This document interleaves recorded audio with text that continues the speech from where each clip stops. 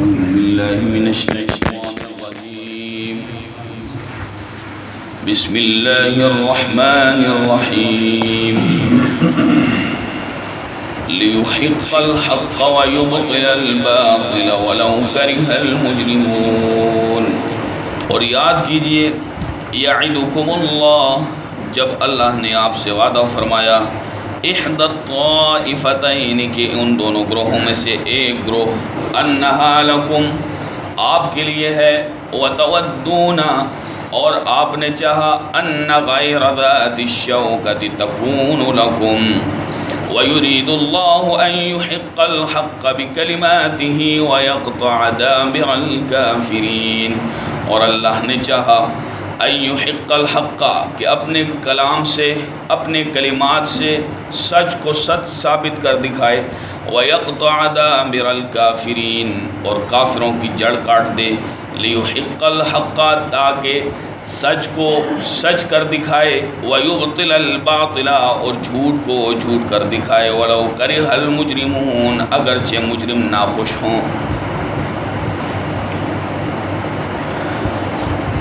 کیونکہ غزوہ بدر کا یہ سارا معاملہ چل رہا ہے کہ کچھ منافقین تھے،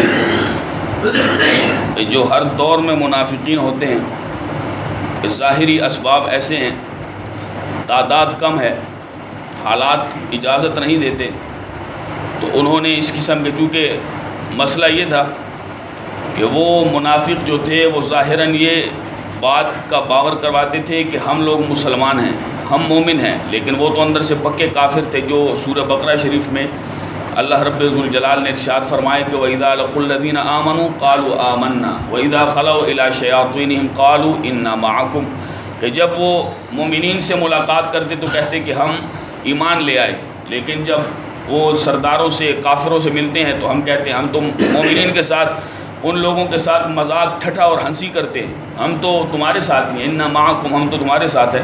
تو ایسے منافقین جنگ سے ڈرتے تھے، اور وہ اس قسم کے ہیلے بہانے کہ یار حالات اجازت نہیں دے رہے، اس قسم کا معاملہ ہے، تعداد کم ہے، اسلحہ نہیں ہے، سب کچھ یہ تمام چیزیں، جنگی آلات نہیں ہیں، تو اس لیے وہ جان چراتے کہ ایسا ہوگا تو ہمیں بھی جانا پڑ جائے گا۔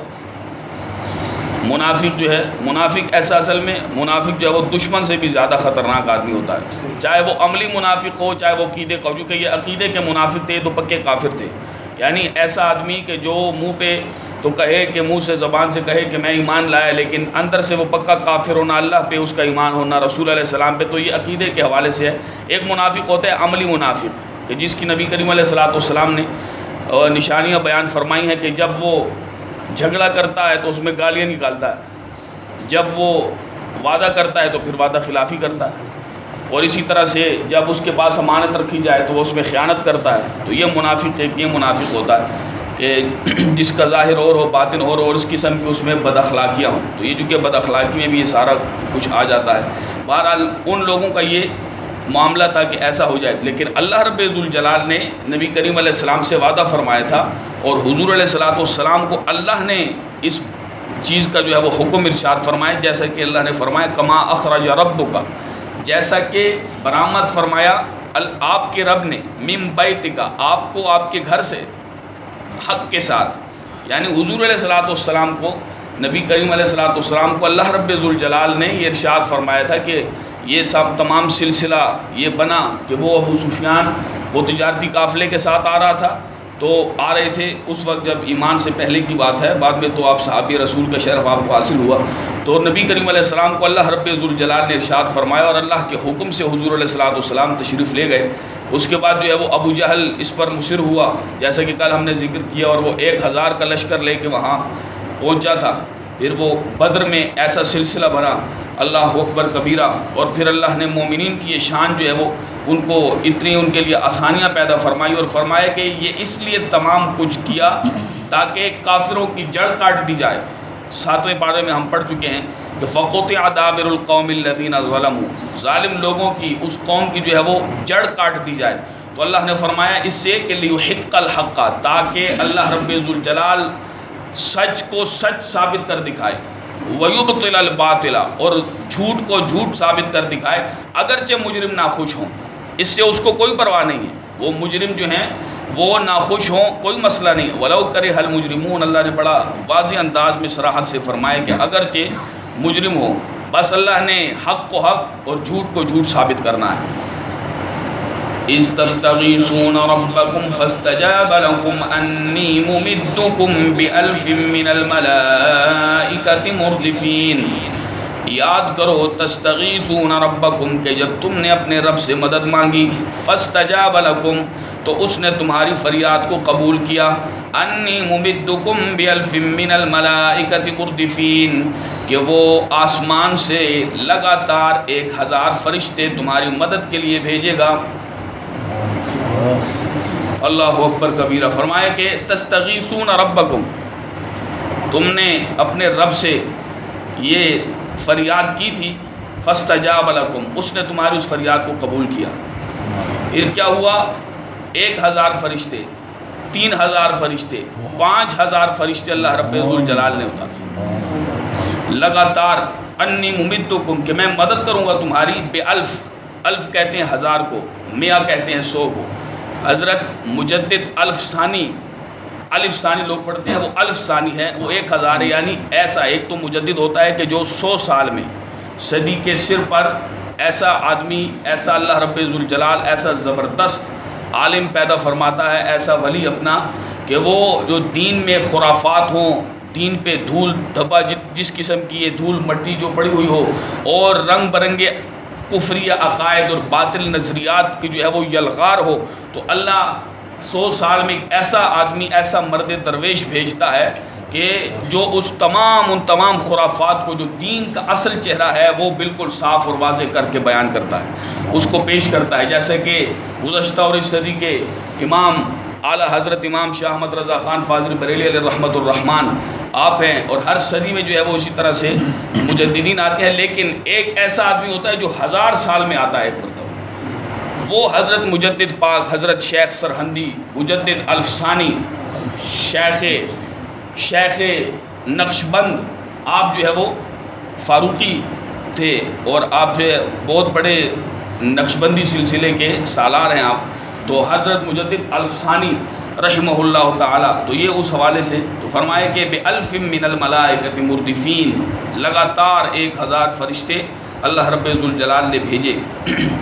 وَمَا جَعَلَهُ اللَّهُ إِلَّا بُشْرَىٰ وَلِتَطْمَئِنَّ بِهِ قُلُوبُكُمْ وَمَا النَّصْرُ إِلَّا مِنْ عِندِ اللَّهِ إِنَّ اللَّهَ عَزِيزٌ حَكِيمٌ. فرمایا کہ اللہ رب ذوالجلال نے تمہارے لیے خوشخبری بنائی، وَلِتَطْمَئِنَّ بِهِ قُلُوبُكُمْ، اور تاکہ تمہارے دل مطمئن ہو جائیں.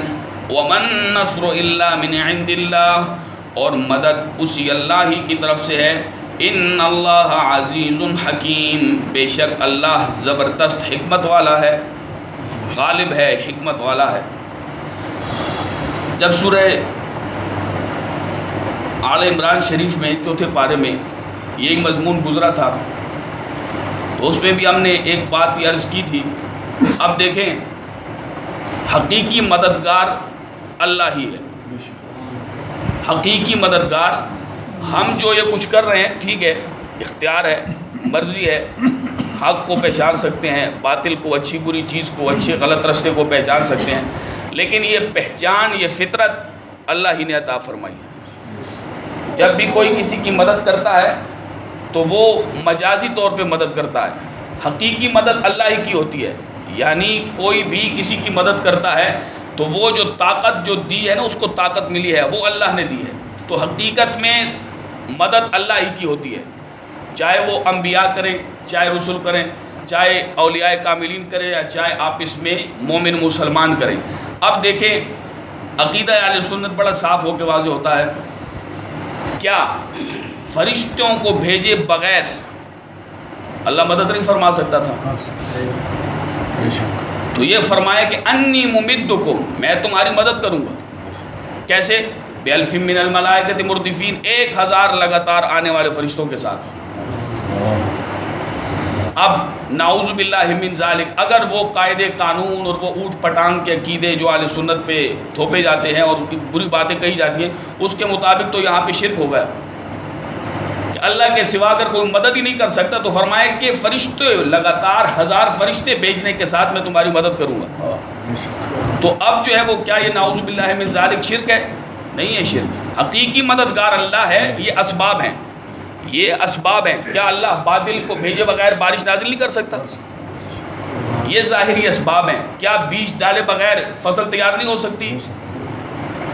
یہ اسباب ہیں، یہ ظاہری اسباب ہیں. کیا یہ پانی پیاس کون بجھاتا ہے؟ اللہ. جب پانی آدمی پیتا ہے تو کہتے ہیں یار میری پیاس بجھ گئی ہے، اس پانی نے میری پیاس بجھائی. تو اس میں جو تاثیر ڈالی ہے وہ اللہ نے ڈالی ہے. یہ بھوک کھانا آدمی جب کھاتا ہے تو وہ کیا کہتا ہے اس وقت؟ یہ ضرور پڑتا ہے اللہ کی. ہم چونکہ حقیقی مددگار اور حقیقی پیاس کھانا یہ تمام چیزیں بھوک مٹانے والی ذات تو وہی اللہ کی ہے، لیکن یہ ساری چیزیں اسباب ہیں. یہ ساری چیزیں، یہ تمام چیزیں اسباب ہیں. تو ان کو جو ہے وہ ان سے انکار کوئی آدمی کسی طرح سے بھی نہیں کر سکتا. کیا بغیر گھر کے آدمی اللہ رب ذوالجلال اس پہ قادر نہیں ہے کہ چھت نہ بھی ہو، دیواریں نہ بھی ہو تو لوگوں کو دیکھ سکیں؟ ہو سکتا ہے ایسا؟ یعنی دیواریں نہ ہو اور کوئی دوسرا باہر سے جا رہا ہو لیکن وہ باہر جانے والا اندر والوں کو دیکھ ہی نہ سکے؟ ہو سکتا ہے ایسا؟ لیکن یہ ساری چیزیں اسباب ہیں. ان تمام چیزوں کو اختیار کیا گیا ہے اور یہ بھی بیان فرمایا گیا ہے. جیسے پیچھے فرمایا کہ 5000 فرشتے بھیجے، تو یہ کس لیے بھیجے؟ تائید بھی تھی. پھر یہ بھی تھا کہ اقدم حیزوم، جب حضرت جبریل امین غزوہ بدر کے دوران جاتے تو وہ فرماتے ہیں صحابہ کرام کہ یہ آواز جب آتی تو اس کے بعد کافر جو ہے وہ زمین پہ پڑا ہوتا بغیر گردن کے، کیونکہ حیزوم وہ جبریل علیہ السلام کے گھوڑے کا نام ہے. تو جبریل علیہ السلام فرماتے ہیں کہ ہمیں یہ آواز آتی تھی اقدم حیزوم، چل. حیزوم اپنے گھوڑے کو کہتے تھے کہ چلو، تو وہ مدد کے لیے آئے تھے. فرمایا کہ احادیث مبارکہ میں آتا ہے کہ صحابہ اکرام رضوان اللہ تعالی علیہم اجمعین سے فرمایا گیا، فرمایا کہ ایسے لوگ بھی تھے جن کو ہم پہچانتے ہی نہیں، لیکن وہ ایسی تلوار چلا رہے تھے اور گاجر مولی کی طرح ان کفار کو کاٹ رہے تھے کہ جیسے کوئی بجلی ہو. تو فرمایا کہ سنو، حضور علیہ السلام نے فرمایا کہ ایک طرف اسرافیل تھے اور دوسری طرف کوئی اور یہ مقرب فرشتے تھے. تو یہ فرشتوں کے ذریعے سے بھی، اور اسی طرح سے اللہ رب ذوالجلال نے جو مومنین کے لیے اس میدان بدر میں کہ جہاں پہ گھوڑوں کے بھی پاؤں دھنس رہے تھے، صحابہ کرام کے بھی پاؤں دھنس رہے تھے، اور اسی طرح سے بہت زیادہ دیگر مسائل و پریشانیاں تھیں کیونکہ اس سے پہلے کافر پہنچے ہوئے تھے اور کافروں نے وہ جو پانی کے حوض وغیرہ وہ جگہ تھی ان سب پہ قبضہ کر لیا تھا اور یہاں پہ پانی بھی ختم ہو گیا. پھر اللہ رب ذوالجلال نے کیا مدد فرمائی؟ فرمایا کہ وَمَن نَّصْرُ إِلَّا مِنْ عِنْدِ اللَّهِ إِنَّ اللَّهَ عَزِيزٌ حَكِيمٌ. پھر آگے فرمایا إِذْ يُغَشِّيكُمُ النُّعَاسَ أَمَنَةً مِّنْهُ وَيُنَزِّلُ عَلَيْكُم مِّنَ السَّمَاءِ مَاءً لِّيُطَهِّرَكُم بِهِ وَيُذْهِبَ عَنكُمْ رِجْزَ الشَّيْطَانِ وَلِيَرْبِطَ عَلَىٰ قُلُوبِكُمْ وَيُثَبِّتَ بِهِ الْأَقْدَامَ. یاد کرو یغشیکم النعاس، کہ جب اللہ نے تمہارے اوپر اونگ ڈالی، امنتن تاکہ تم سکون حاصل کرو اس سے، وینزل علیکم من السماء ماء، اور اللہ نے تمہارے اوپر آسمان سے پانی نازل کیا، لیطہرکم بہ، تاکہ تم اس سے طہارت حاصل کرو، ویذھب عنکم رجز الشیطان، اور اللہ رب ذوالجلال نے تم سے شیطان کی نجاست کو دور کیا، وَلِيَرْبِطَ عَلَىٰ قُلُوبِكُمْ، اور اللہ رب ذوالجلال نے تاکہ تمہارے دل آپس میں مضبوط ہو جائیں، وَيُثَبِّتَ بِهِ الْأَقْدَامَ، اور اس نے تمہارے قدموں کو ثابت رکھا. نماز میں اس پر لکھا ہے مفسرین نے کہ حضرت عبداللہ بن عباس رضی اللہ تعالیٰ عنہ فرماتے ہیں کہ میدان جنگ میں، جنگ کے دوران بہت زیادہ جب سختی ہو، شدت ہو، اس وقت اگر نیند یا اونگ آئے تو یہ امن اور سلامتی کی نشانی ہے، لیکن اور یہ اللہ کی طرف سے ہے. لیکن جب نماز کے لیے اونگ یا نیند آئے تو یہ شیطان کی طرف سے، یہ شیطان کی طرف سے. جیسے غزوہ بدر میں فرمایا کہ اذ یغشیکم النعاس، اللہ رب ذوالجلال نے تمہاری امنۃ منہ، تمہاری تسکین کے لیے میدان بدر میں تم پر جو ہے نیند کو اس اونگ کو ڈال دیا، طاری کر دیا تم پہ. اور صحابہ کرام رضوان اللہ علیہم اجمعین تمام حضرات جب اللہ اکبر جو اسلام کا پرچم بلند کرنے کے لیے حضور علیہ السلام کی میت میں نکلے تھے اللہ کے حکم سے، تو صحابہ کرام رضوان اللہ تعالی علیہم اجمعین رات میں تمام حضرات سوئے. وہ اللہ رب ذوالجلال نے جو نیند اونگ ڈالی اس وجہ سے سوئے، اور بالکل تر و تازہ صبح، سفر کی وہ تھکان، انسانی تقاضے، بشری تقاضے، ان وجہ سے تمام سے آزاد ہوئے. پھر اللہ رب ذوالجلال نے وَيُنَزِّلُ عَلَيْكُم مِّنَ السَّمَاءِ، چونکہ کافر مشرک جو تھے وہ ابو جہل کا ٹولہ جو تھا کفار قریش، ان لوگوں نے وہ سارے پانی کے حوض بند کر لیے تھے. یہ کافر کی حالت دیکھیں، کافر اب بھی یہی شور مچاتا ہے، خود ظلم بھی کرتا ہے اور پھر اپنے مظلوم ہونے کا شور بھی مچاتا ہے. پوری دنیا کا اس وقت بھی اگر جائزہ لیا جائے تو انہوں نے، جو کافر ہوتا پکا ظالم ہے، کٹر ظالم ہوتا ہے، سخت، بالکل اس کے دل میں ذرا برابر ہمدردی نہیں ہوتی، خاص کر مسلمانوں کے لیے. تو فرمایا کہ اللہ رب ذوالجلال نے بارش کو نازل فرمایا تو انہوں نے اپنے لیے حوض وغیرہ بنا لیے اور وہ اپنے سارے برتن جتنے بھی تھے ان کو بھر لیا پانی سے. اور اس بارش کی وجہ سے مٹی ایسی ہو گئی کہ پھر گھوڑوں کے بھی اور آپ جتنے صحابہ کرام جو پیدل تھے ان کے قدم بھی پھر صحیح جمنے لگے. وہ جب پانی مٹی جو ہے اللہ رب ذوالجلال نے ایسی مہربانی فرمائی اور فرمایا کہ وَلِيَرْبِطَ عَلَىٰ قُلُوبِكُمْ وَيُثَبِّتَ بِهِ الْأَقْدَامِ، کہ تمہارے دل بھی مضبوط ہو جائیں. ہم نے تم پہ احسانات کیے اور دین اسلام کی سربلندی کے لیے وَيُثَبِّتَ بِهِ الْأَقْدَامِ، اور اللہ نے تمہارے قدموں کو، قدم کی جمع ہے اقدام، تمہارے قدموں کو ثابت فرمایا. اور دین اسلام کے لیے اللہ رب ذوالجلال نے صحابہ کرام پر اور کفار کے مقابلے میں، پھر آپ اس میں دیکھیں کہ نبی کریم علیہ السلام کے صدقہ سے، آپ علیہ السلام کی وساطت اور وسیلے سے، آپ کے صدقہ سے اللہ رب ذوالجلال نے کتنا اہل ایمان پہ، صحابہ کرام پہ احسان فرمایا کہ ان تپتے صحراؤں میں رمضان کے مہینے میں یہ بدر کا جو معرکہ ہوا، واللہ العظیم جتنے بھی بڑے بڑے مورخین ہیں، سیرت نگار ہیں، آدمی پڑھتا ہے تو آنسو ہی نہیں تھمتے کہ کیا شان تھی ان اہل ایمان کی، کہ صرف 7 سے 8 گھوڑے اور چند تلواریں اور تھوڑا سا سامان، 313 تعداد، اور دوسری طرف وہ اسلحے سے بھی لیس ہیں، اور 1000 آدمی ہیں، اور بالکل پورے زور کے ساتھ وہ ان تمام کو جو ہے وہ شہید کرنا چاہتے ہیں. لیکن اللہ رب ذوالجلال نے جو اہل ایمان پہ اتنا احسان فرمایا وہ یہی تمام چیزیں تھیں: ثابت قدمی، وہ حضور علیہ السلام کی اطاعت، حضور کا حکم ماننا. ہمیشہ سے جب بھی اہل ایمان نے، مومنین مسلمانوں نے، یا جتنے بھی گزشتہ امتیں گزری ہیں ان سب میں بھی جب بھی اللہ اور اس کے انبیاء، اللہ اور اس کے رسول کے حکم کو مانا گیا ہے، یقیناً سب لوگوں کو کامیابی ملی. اب اس پہ حالت دیکھ لیں، مطلب ظاہری تو ایسا ہی تھا کہ پتہ ہی نہیں چلے گا کیا ہوگا، لیکن اللہ رب ذوالجلال نے ایسی شان عطا فرمائی کہ چند صحابہ کرام شہید ہوئے، اور پھر بدری صحابہ کرام کی جو شان تھی کہ کتنے افضل اور ان کو کیا مقام ملا، کہ اس کے بعد حضرت ابوبکر صدیق رضی اللہ تعالیٰ عنہ نے، آپ نے ان کو، صحابہ کرام کو جو بدر میں شریک ہوئے تھے نبی کریم علیہ السلام کی میت میں، تو آپ نے اپنے دور خلافت میں ان کو جنگوں میں جانے سے روک دیا. یہ نہیں جائیں گے کیونکہ یہ شہید ہو گئے تو ہم جو ہے وہ کس طرح سے برکت کیسے حاصل کریں گے. تو وہ لوگ ہیں کہ جو کفر اور اسلام کے پہلے مارکہ میں حضور علیہ السلام کے ساتھ شریک تھے اہل حق کی طرف سے. تو اللہ رب ذوالجلال نے یہ ان کو شان اور مرتبہ عطا فرمایا. اللہ ہم سب کو ان نفوس قدسیہ کی بے ادبی اور گستاخی سے محفوظ و معمون فرمائے، اور قرآن سے، دین سے، شریعت کے ساتھ اللہ رب ذوالجلال ہمارا رشتہ تعلق مضبوط فرمائے اور ہمارا خاتمہ بالایمان فرمائے. وما علیہ الا البلاغ المبین.